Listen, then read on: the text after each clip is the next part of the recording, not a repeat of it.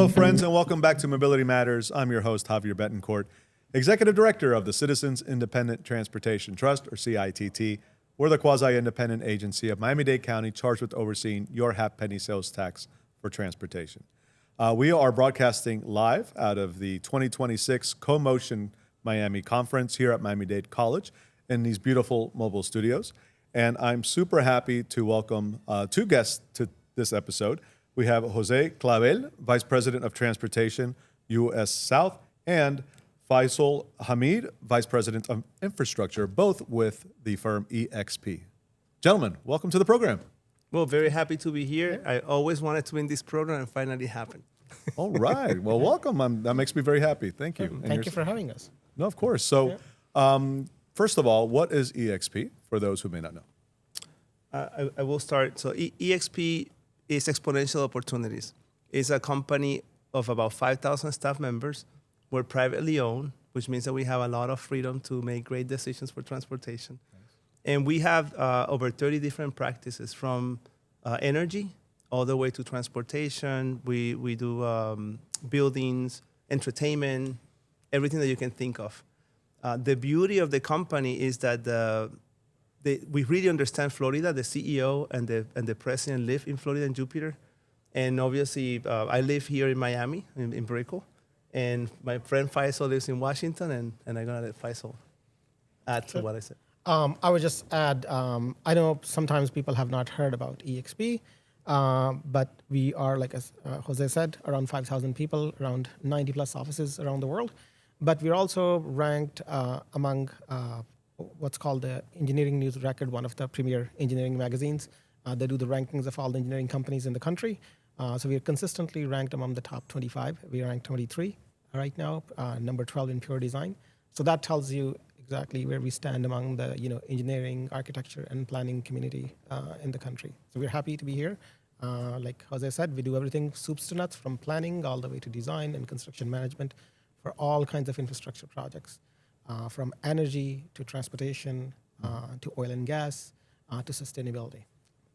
So, Jose, if I'm reading your titles correctly, you focus on transportation, and you kind of focus more broadly on other infrastructure. Does that include transportation, or how does that Correct, work? yes. That's exactly what it is. Excellent. Yeah. And so what are some of the projects that EXP is working on here in Miami-Dade County? I know, in interest of full disclosure, EXP is one of our consultants at the CITT, and you're doing good work with us. Great. But tell us about some of, I guess, the larger projects that people might be aware of that you're engaged in. Obviously, we're supporting the SMART plan with Miami-Dade County. We're actually helping with FIFA, the connectivity for FIFA. That's coming up pretty soon. And we're doing a lot of work for the Transportation Planning Organization and in the private sector as well, many projects. That's interesting that you're doing something with FIFA. What exactly is, I mean, we know what FIFA is, but what is the work that you're doing, I'm assuming, with the county? Correct. To plan for FIFA? Yeah, a lot of the work is enhancing connectivity. So when you look at our transportation plan, it's long-term. But when you have an event like FIFA that takes so much energy and effort, I mean, it's economic development opportunities, we need to make sure that people can easily find where they need to go and that we have the capacity to manage that movement. And even though that seems like a very simple thing to do, I mean, it's not, right? It takes a lot of effort. It takes a lot of planning, short-term, because when you have these events and you have all this volume, you have to make sure that everybody's okay. Today, we were talking a little bit about that in CoMotion. And even when you look at safety, even the fact that the weather here in Miami is very humid and hot, all of these things are going to affect how people feel. And when people are thinking about football or soccer, they are not thinking about connectivity or ADA compliance. They're just there to have fun. It is our job and our vocation to make sure that we create a platform that gives them the tools to be able to enjoy the moment. Right. And I imagine a key part of that work is coordination with all the different jurisdictions and agencies and all that. So how many people are involved in this effort, would you say? Wow. I mean, you're saying from EXP or overall? Overall, the people involved in this. It's all the agencies. I mean, CITT, interagency coordination, the TPO. But also what is very interesting is the partnerships that we're making also with the private sector. And the beautiful thing about transportation is truly a vocation. What we do is, in my case, is mostly public service. And we really want people to have a great experience when they're using our transportation system. I think Miami-Dade County does a great job as a county, working together with the different agencies like CITT, DOT, TPO, the tri-region, and the county. I mean, cities, everybody is in it. But it really takes that level of effort in transportation for something to actually work out. And at the end of the day, all we want is for people not to have to complain, right? If everything happens in FIFA and we don't hear anything about it, that means that we did a good It job. was a success. It was a success. And Faisal, you're not from Miami. You were, I'm sorry, did I hear DC? Correct. So I'm based in DC. I've been there 25 years now. So I came for grad school, originally from Pakistan, and as the story goes, I found a job right after graduation with DC government.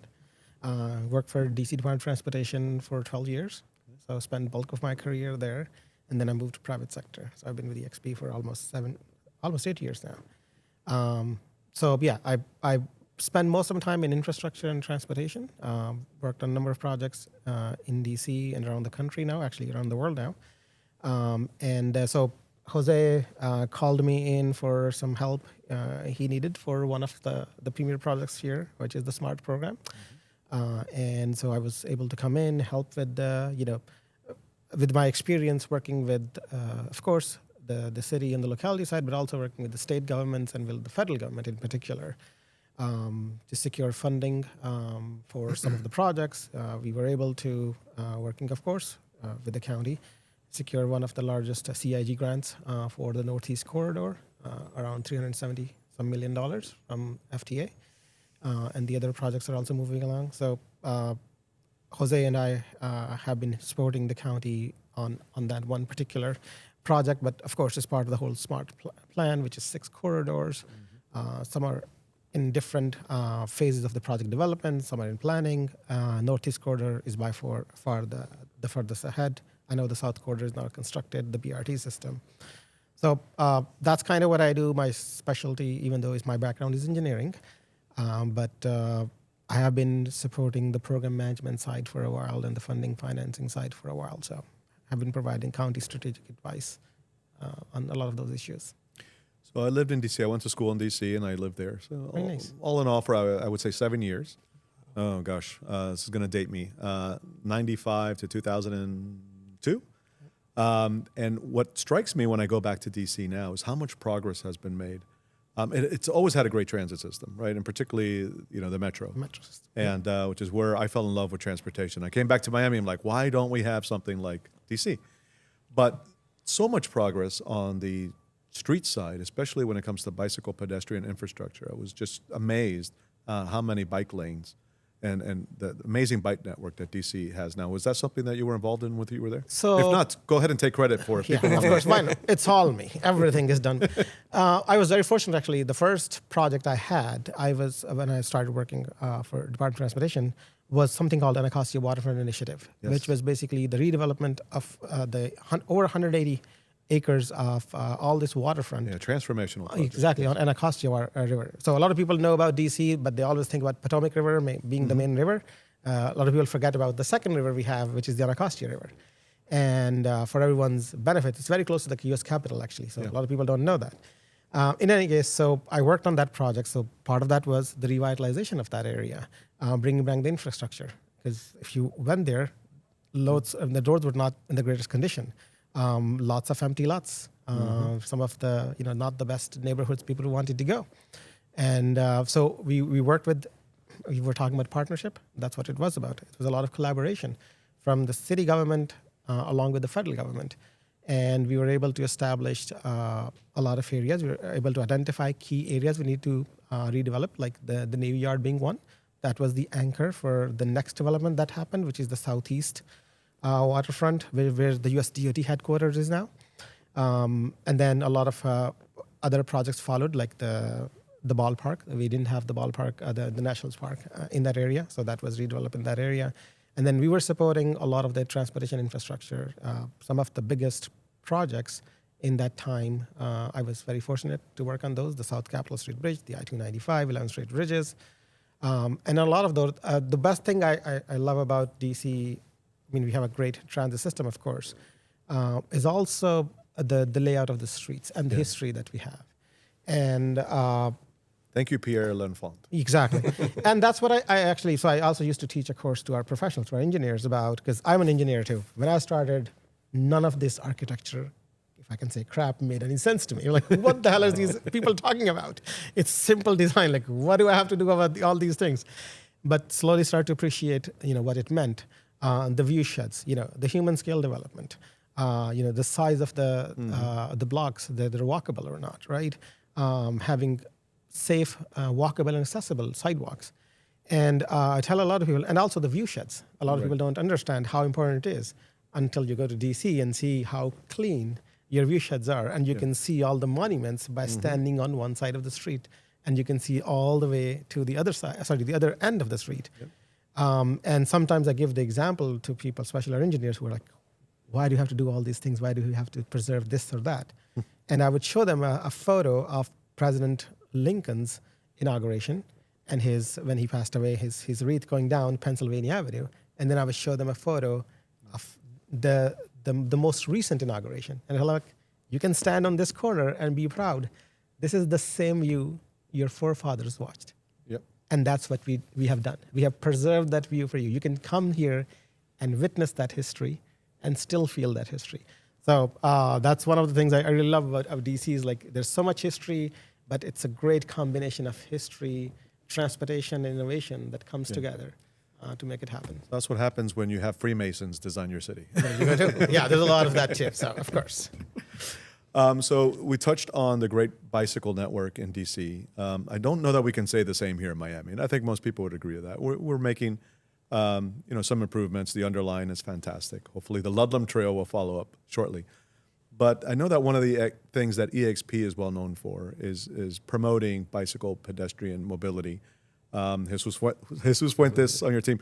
We said we wouldn't give you a shout out, Jesus, but I couldn't help myself. We have to talk about Jesus. Yes. So, Jesus is the most passionate person about bicycle pedestrian mobility and a true expert in it. So what are some of the things that your firm is doing here in Miami on that front? And by the way, I wanted to add, I love that. I love the fact that Jesus is a champion because he believes in it and because he actually bikes a lot and uses transit. And one of the first thing for us for EXP is I am the same way. I am passionate about transit. I don't own a vehicle, so now it's on record. I use transit all the time. I think it's the best thing to do. And also, I just wanted to say this, Miami, I always hear great things about Washington and other places, but Miami is such a great place. I have so many options every day to get to work, whether I'm using Uber, whether I'm using bicycle, micromobility, or transit, there are a lot of opportunities. Going back on what EXP is doing, I wanted to add, when we started as designers years ago, we couldn't talk that much about bicycles. And even when with some of the agencies, I'm not gonna say the name, if you wanted to do anything with bicycles, they would shut it down. Yeah. And now, thanks to a lot of the work that CITT is doing, TPO, the county, the cities, I think everybody's aware of what you're giving the people. There's a lot more options. Obviously, in a lot of we do a lot of the multimodal corridors, right, for the different agencies. We do a lot of the bicycle master plans, and a little bit of everything, design concepts. But now designers have in their heart that bicycle is a mode of transportation, and we need to protect that mode of transportation. It's not about moving vehicles, but it's about moving people from point A to point B. And I think, we've started talking about bike ped and having it be accepted as a first last mile connection to transit. Okay, so if you want good transit, you need to get to the station and from the station to where you're going. So, okay, we'll invest in bike ped because it's part of the transit system. But really, it should exist on its own as well. Absolutely. Like, you shouldn't have to take your bicycle or a walk or the scooter behind me to a transit station. It's great if you do. It's what I do. But you should also just be able to get to your destination directly. And so, that's, I think, the next step is thinking about it and supporting it not just as an extension of the transit system, but as a mode in its own right. But I think we're seeing more of that Yes, now. absolutely. Seeing We a are. lot more of that. Yeah. If I can add, I think it goes back to the old, I guess, way of still and very relevant way of thinking about transportation. It's all about alternatives and redundancy. Unless you have multiple modes, it's very difficult to just think only one mode will be able to take all of your trips. And you're absolutely right. It should not be considered as the last mile trip. It should be a mode of its own. People should be able to go to work. They should be able to walk to work. And I think one more thing I would like to add is I think probably Miami doesn't get that much credit, but I've been impressed with, honestly, with the level of transportation that you have here. My first few trips in Miami, of course, were at the beach, so didn't pay attention to transportation things. But since I've been more coming to the downtown area, I've been really impressed with the way they have different modes. You have a very good functioning metro system. People mover, it's like one of its a kind in the country. It was built decades ago when a lot of people even think about it. And then the other thing that impressed me the most is at least in downtown, the connectivity and the accessibility of sidewalks and the generous widths they have. I always enjoy walking in downtown and the Brickell area, of course. I know further out you go from the downtown core. Sure. Of course, it gets a little difficult, but that's where the density is too. So you have to start somewhere. But so I think you should take credit for that. I think you have done, and the city has done a pretty decent job, and the county, of course, of making a very good transportation infrastructure that is very functional and attracts actually a lot of pedestrians because you can see people on the street. Right. And that's what it means because they feel it's welcoming, it's attractive. Right. That's why they're there. Well, thank you for that because, too often I think we're too hard on ourselves. And I'm one of those, because I see what it can be and we're not quite there yet and I get frustrated. But you're right. We have to celebrate the good things we are doing and have done as well. So I appreciate that outside perspective. Now, we're here at CoMotion, which is all about how innovation and technology meets transportation and mobility challenges. So what is it that you're doing in that space in terms of innovation, technology, digital infrastructure, specifically related to mobility? So one of the things that we're doing that is a little bit not a direct correlation, but it is that we realize what is happening with technology, especially with AI. And the way we're approaching it is how do you keep your data and how can we manage your data and secure your data better? So that when this transition happens, you have your data well organized so that we can transition better into AI. And we started about a year ago, and we started with simple things. I mean, even for CITT, I think working with dashboards and doing this sort of things. But we're doing that a lot, and we're seeing as AI is getting better and better, we're right now seeing the advantages of doing that. It took us a little bit of time to convince the agencies. Many times it's difficult because we don't know what environment we can work with, right? For example, some of the agencies want to keep the data in their environment. Sometimes it's better to keep them outside for many reasons. But we can now inject technology using that approach. And when we started, we were not that sure, right? But I think it was the right approach. And now we're seeing that a lot of our clients are very happy with the work that we've done. And so the other thing we're doing is digital twins. Or a digital delivery, which I have heard about digital twins, and every now and then I think I understand it, and then I'm like, I don't understand it. So explain it to me. So simply put, it is a digital replica of infrastructure. You can create a digital replica of this building, of this chair, for example, or the street, or the transit station. So that's essentially what it is. It is a model. A model, okay. And with exact engineering details of what you have with the actual coordinates. And you can take it to whichever level you want. So and we didn't have the computing power before. So lately the computing power is there. It's cheap enough to use that. And there were lots of other issues between softwares not being able to interact with each other. There are a number of things. I know the BIM concept has been there forever, but the recent developments in softwares and the computing power has made it a lot easier and a lot cheaper to actually do that. So for infrastructure, that means a lot because imagine all of our design plans used to be paper-based or CAD-based, but they were like PDFs. So the moment you made a change, you didn't know what was what anymore, right? Yeah. So we are actually creating, some clients are actually already asking us that to create a digital delivery, a digital model or digital twin of the actual project. So we're doing one in Canada right now, which is, I believe, like 11 kilometers long project. And the entire thing is built in digital twin. So you can go into the model and you can see the exact, not only just the design details, but the actual quantity of every single thing. And so imagine that in the next 5 years when it becomes an asset, and now you have to manage and maintain that. Now you know exactly where everything is, right? And when you need to go and change that. So that's the future.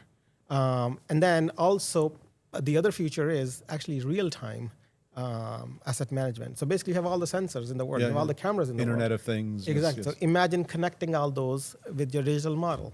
Wow. So all of a sudden, now you have real-time information on all those assets, and you can do you can use AI, you can do the automation techniques to figure out exactly when you need to maintain or repair or do anything. So that's one of the innovative things that, hard engineering side, I can is very certainly see innovative. the value in that, and just even performing analysis and not just having Exactly. the information, but how Oh, yeah. they're interacting with each other. Yeah. Remember, we used to build Fascinating. pilot pilot plans, pilot things to models, like physical models to do stuff, right? Now you can do all that digitally. Now, it has to be well guarded and secure, right? Because that information in the wrong hands can Correct. cause all Like sorts of everything, issues. exactly. So yeah, there's a lot of things that have to go about security, the digital security, where you deposit that. Yeah, a number of things. So of course.